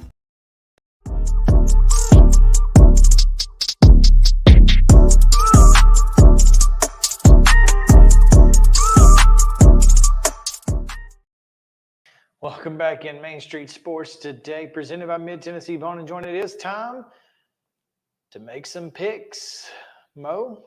Justin feeling a little creative this week. Yeah, that was solid.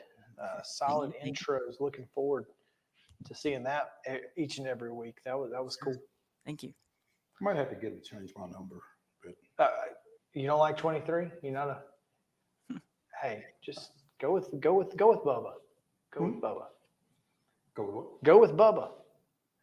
Ride with Bubba. That's that guy. All right. I actually wore 44 one time as a ninth grader. Really? Justin, I wore 44 when I was the blocking back, up back, whatever you want to call it. We ran this offensive set where the quarterback was behind the center, and the up back or blocking back was behind one of the two guards. Kind of an H-back kind of thing. I don't really know what it was, but I ran the ball one time. It was called the blocking back special. And it's where the quarterback takes it, hands it to you, and you just sit there and you wait. And it opens up, and when it opens to the left, it's open. Because they're running, they're faking pitches to the other side, and you're just right up the little B gap, just strolling right off the guard's hip, and yeah, that was pretty. That was a wild play. It was a weird formation. We did some weird things back then. We used to run the Notre Dame box. We had two quarterbacks back there, and you didn't know which quarterback was going to get the snap if you were on defense. It was wild. Things were weird back in the early 2000s, but I did wear 44. It's good company, Kyle Juszczyk, Dallas Clark. Dallas Clark. I mean, There's a name. If you're a Speaking of Colts fan. Yeah. Let's get into it. We've got 10 games to pick, and they're interesting. Do we want to recap? Yes, please. Tell us who. So last week, Justin was 4-6.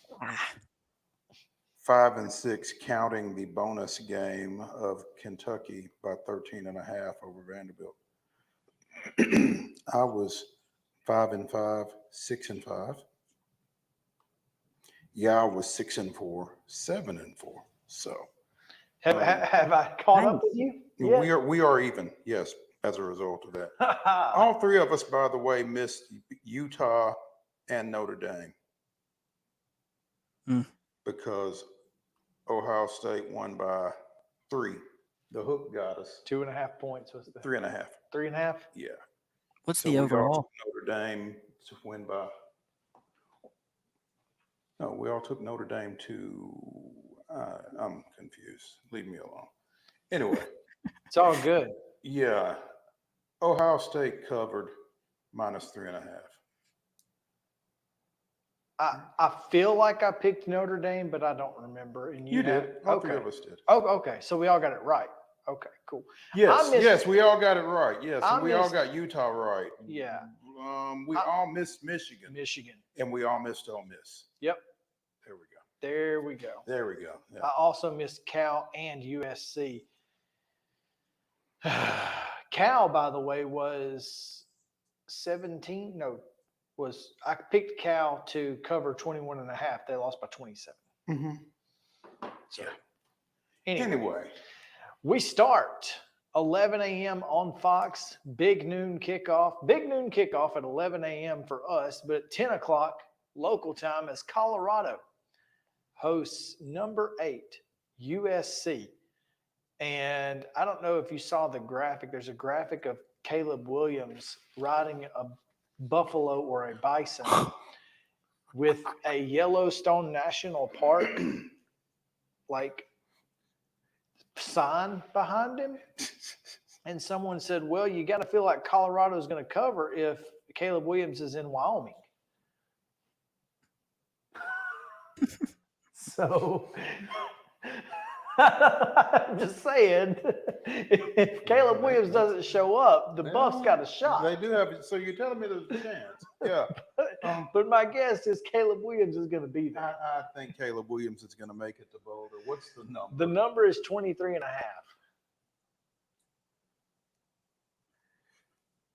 At Colorado. JK. I'm riding with Prime. You know, I can't just stop all of a sudden.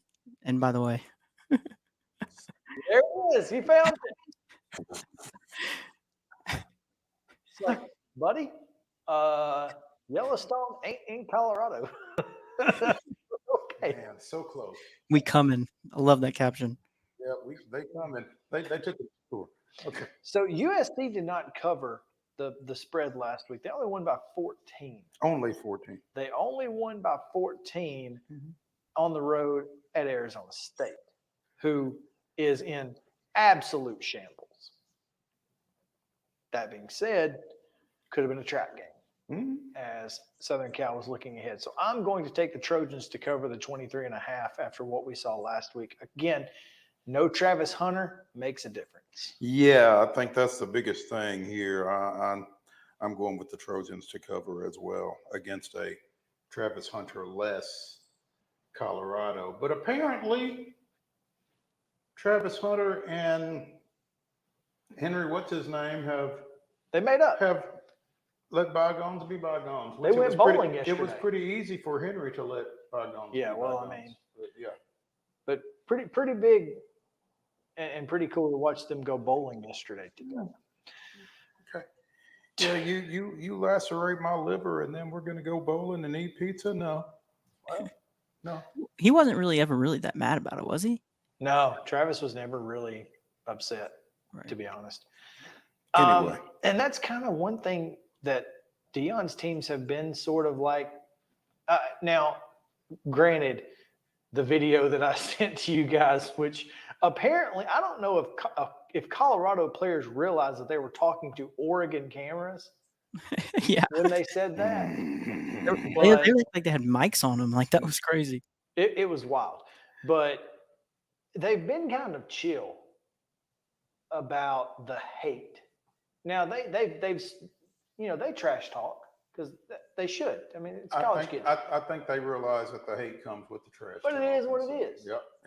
And they're not taking it personal. But we still gonna talk. Yeah, we're gonna talk. You're gonna talk, and we ain't gonna take what you say personal because we don't really want you to take what we say personal. It's just trash talk. So I think it's been interesting. 2:30, CBS just mentioned it. Georgia, #1 dogs, heading to Jordan-Hare, taking on the Auburn Tigers. 16.5 points is the line, folks. Justin? 16.5. Oh, man. I'm going to go. That's a tough one. I'll go with Auburn. Upset City. Okay.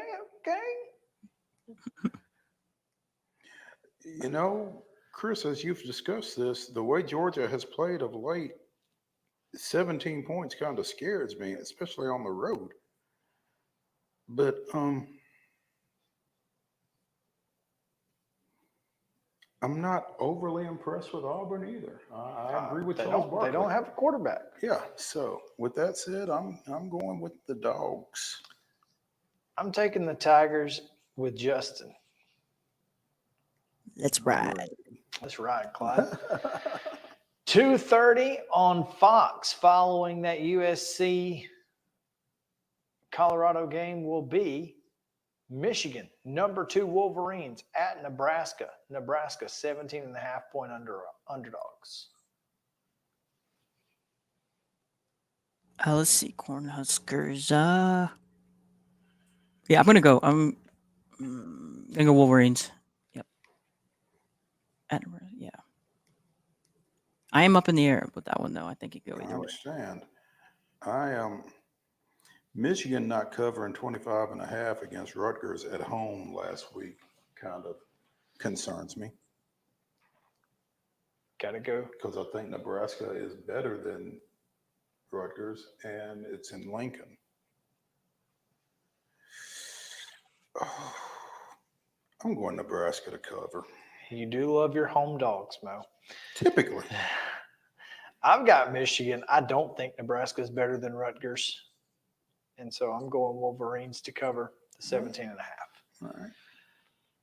All right. 2:30 on ABC. Number 3, Longhorns of Texas, 17.5-point favorites over the Jalen Daniels Jayhawks of Kansas. This is in Austin, right? In Austin. 17.5 points, a lot of points for a top 25 matchup, but it is in Austin. Yeah. Texas is a 17.5-point favorite at home against Kansas. What you got? The last time these two teams played in Austin, Kansas won it outright. They did, in fact. Is this Kansas team better than that Kansas team? Not sure. Yes, but this Texas team is better far better than that Texas team. Exactly. That's kind of where I was going with all that. So, with that said, I'm not going to say the 2-word phrase, but I am going to take Texas. I think so. This is interesting. Real quick side note on this game. So I'm looking at the ESPN schedule, like as you're saying it, so I can look at the games, and it says for the Colorado game, tickets are as low as $194 starting. For this Texas game in Austin, it's $50. How crazy is that? But I'm going to take Texas for sure. You're taking Texas? Yes, sir. All right. The line has moved in favor of the Jayhawks to 16. But I don't think it matters because I'm going Jayhawks at 17.5. I think that's free money. All right. Before we take our final break, we go to 5:30, Palo Alto. Oregon Ducks coming off a big win. They go down to Stanford, where the Cardinal are 26.5-point dogs to the Ducks on the Pac-12 network. So if you want to see it, that's too bad. 26.5? 26.5. Justin? Man, I'm riding with the Ducks. I got to say, Oregon's coach, I believe in the hype. he sold me last week. Dan Lanning is, Dan Lanning was a Georgia assistant before going to Oregon and has a lot of SEC transfers up there. So it's about his business. Is Stanford that bad? Yep. I think that's the question that I have to answer before I can pick this. And I think you're right. I'm going with Oregon. Stanford, to this point in the season, beat Iowa by 13, which it was on the road. Lost by 46 to USC, lost to Sacramento State, and then lost to Arizona. Yes. Beat Iowa, lost to Sacramento State. No, beat Hawaii on the road, which even Vanderbilt has done. So said that as low as I could. But yeah, so there you go. I'm with you. It's Oregon all the way. Let's take a break. When we come back, 5 more games in college pick'em right after this on Main Street Sports Today, presented by Mid-Tennessee Bone & Joint. Stick around.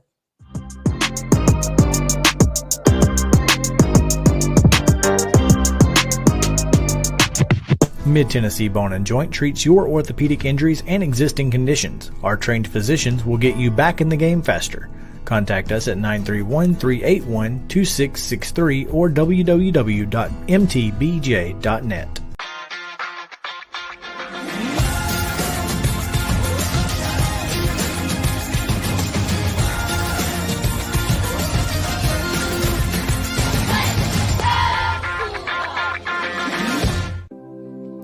Custom Stone Handler supplies over 600 distributors and suppliers with quality stone products. Along with River Stone, we produce and distribute over 100 building, landscape, and other bulk products. Our goal is to provide quality products, service, and partnerships to ensure our customers' success. We firmly believe that the measure of any person or company is how they treat other people and customers. Give them a call at 931-490-4990 or visit CustomStonehandlers.com. Mockingbird Title and Escrow is an attorney-owned and operated full-service title company in Middle Tennessee. We get your deals closed without worry and fuss. We're a family business that offers the highest level of expertise in our industry when it comes to closing and funding your real estate transactions. And it's a job I really love. I'm passionate about this. I'm enthusiastic about this. I like to think we're pretty well rounded and can deal with a wide range of needs and a wide range of clients. Call 615-274-8698 today. With Lee Company technology, the best handymen are hands-off. Lee Company techs have been using visual findings and other smart technology tools for years to add transparency and virtually take customers along. You see what we see, whether we're in a crawl space or on a roof. With Lee Company, technology helps us help you, no matter what's happening in the world or at your house.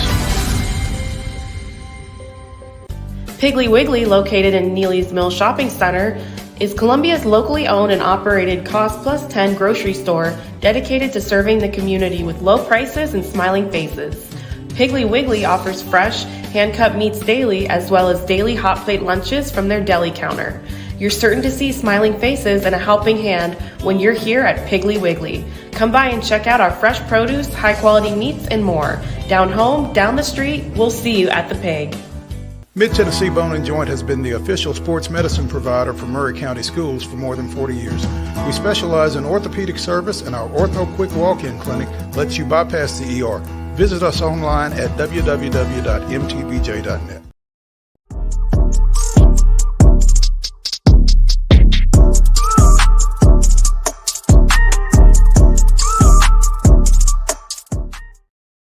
Welcome back in Main Street Sports Today, presented by Mid-Tennessee Bone and Joint. 5 more games to pick in our pick'em as we get you set for the college football weekend. Next one on the agenda, 6 o'clock on FS1. Want to make sure they didn't say 8. 6 o'clock on FS1. It is Iowa State at Oklahoma. Oklahoma, the 20.5 point favorite in this one.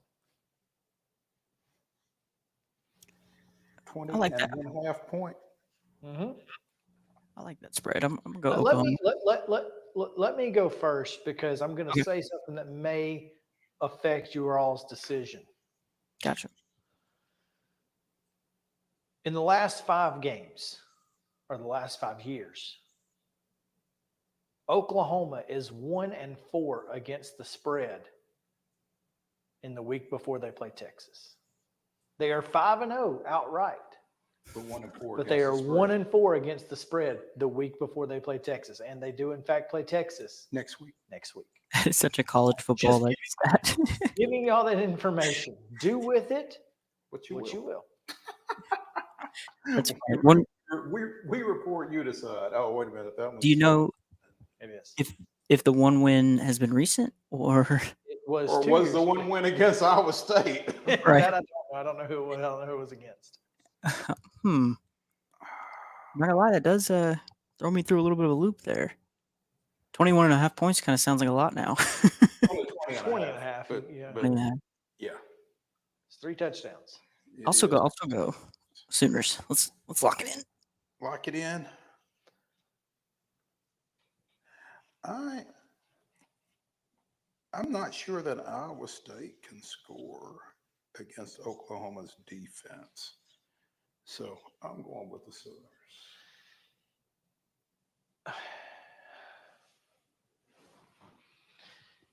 Yeah. I mean, Iowa State has scored 13 points and 7 points in losses to Iowa and Ohio. Ohio. As in the Bobcats. Ohio, not Ohio State. But they did score 30 in their opening win over Northern Iowa, 34 last week against Oklahoma State. That being said, South Alabama also beat Oklahoma State. So I'm actually going to go with the Sooners at home as well. Didn't take them last week. Really felt like Cincinnati was going to take advantage, and they did. All right. 6:30 on ABC. Notre Dame at Duke. 5.5 points the Devils are getting. This is a classic Catholics versus Devils here. Justin? What was the spread? 5.5 in favor of the Irish. I'm gonna go. Oh, okay, yeah. I'll do that. I'll take 5.5 for Irish. You're taking the Irish. Yes, sir. I'm taking Duke to cover As am and I. hoping that they win outright. As am I. I'm with you. 8 o'clock on ESPN, Mississippi State hosting Alabama as 14.5-point underdogs. The dogs are the dogs. Cowbell and all.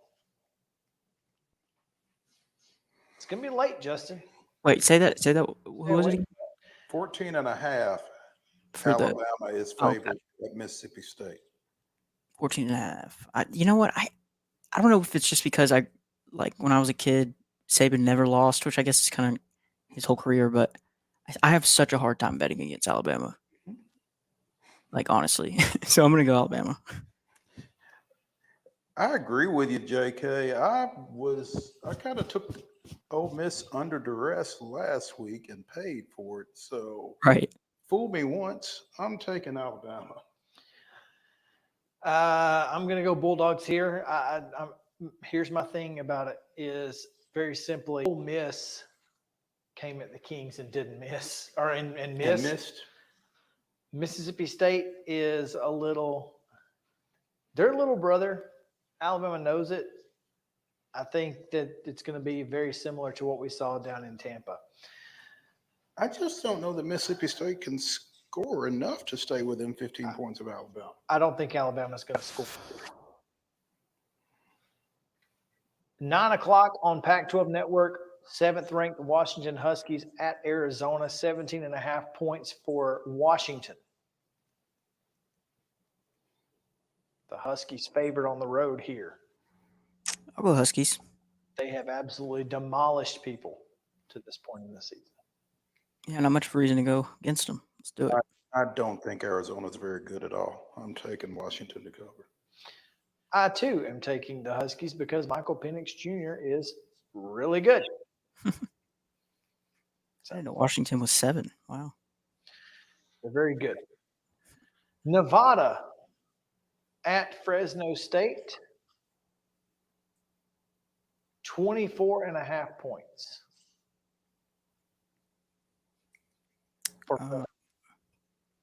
Because, as you said, Colin Kaepernick ain't walking through that door. Yeah. 24.5 is a lot, though.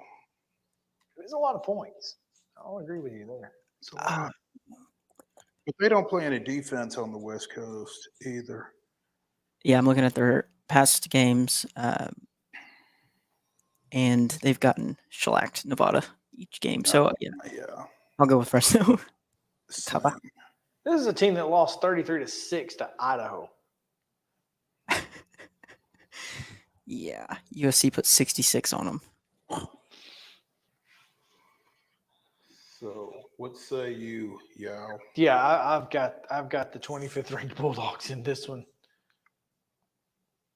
All right, that's it. That's it. That's gonna do it. So, you're not picking Tennessee, South Carolina? Well, I'm saying that's it for the 10. I apologize. Oh, okay. Yeah, let's go ahead. Let's take a look and see what the Tennessee South Carolina line is That right is now. at Tennessee, right? At Tennessee. Tennessee is a. Do you know what tickets for this one are, Justin? What's that? $141 to get in. That's crazy. Just the difference. That's crazy. Yep. Tennessee's an 11.5-point favorite. I'm surprised. 11.5? Yep. It's wild. Yeah, that's crazy. I'm surprised that it's double digits, but I think that Vegas knows that it's double digits for a reason, and that's why I've got the Vols. Oh, yeah. Well, I mean, coming into the show today, I may have had a bit on the fence if you asked me at the beginning, but Christopher Gabriel's speech about how it's, I'm sold. Yeah. Roll Vols. There we go.